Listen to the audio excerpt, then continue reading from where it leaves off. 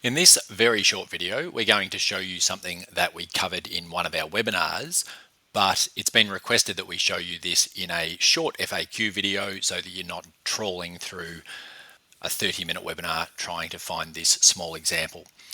What we're going to do today is we're going to merge data into a master table, and we're going to use Excel's index match formula to do so. So I'm going to go to the master students table in school data, and let's say for the sake of this exercise, all we're going to do is we're going to merge in some Guardian email addresses here. And let's say you have these in a list in Excel, perhaps exported from your school's database. All right, so to begin, I'm going to go to the three dots and I'm going to press export. As we know, this will export your students table to CSV. I'll just resize some columns so it's a little bit easier to see what we're doing here. Essentially, all we're going to do is populate these two fields here and then merge the data back in. I might make this a tiny bit smaller so we can see some data I'm going to paste over here. Okay, I mentioned that in another sheet you might have the Guardian emails.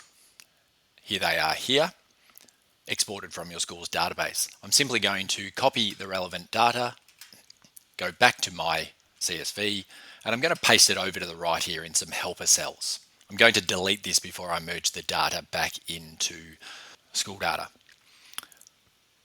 All right, so this will be very fast. Please rewind, pause, do whatever you need to do. Watch this back as many times as you need. I'm going to click in the first student's email cell, and I'm going to press equals index, open brackets, and I'm going to point this at the column that I'm indexing. Then I'm going to press comma, match. The value I want to match is this student code over here in A2. Then I'm going to press comma. I'm going to find this in column V here. I'm going to press comma and 0 to say I want an exact match. Then I'm going to close the match brackets and the index brackets. If I hold down Control and Shift and press enter, because this is going to become an array formula, then you can see that it has trawled through this list here.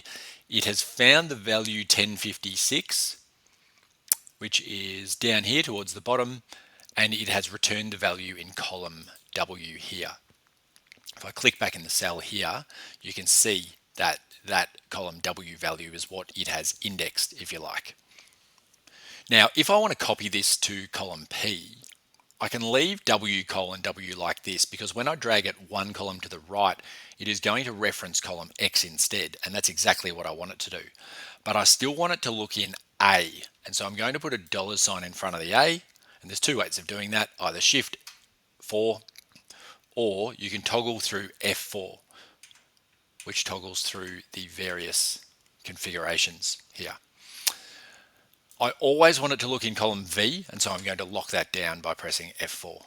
Then I'll press Control Shift Enter, and now what I can do is I can drag this across to the right, and I can even drag it down, and you'll see that these cells have been filled in.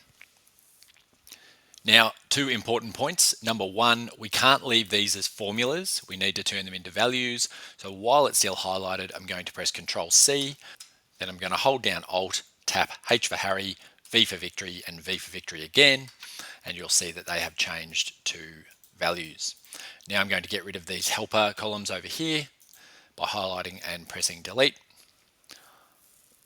If I press Control S, this will save directly back to my downloads. I'm going to press yes, I do want to keep using it as a CSV. And I don't even need to close this workbook. If I go back to my master students table, press the three dots, press merge. We're not importing new records, we're merging data into fields of existing records. I find my file in my downloads, double click, press merge, OK.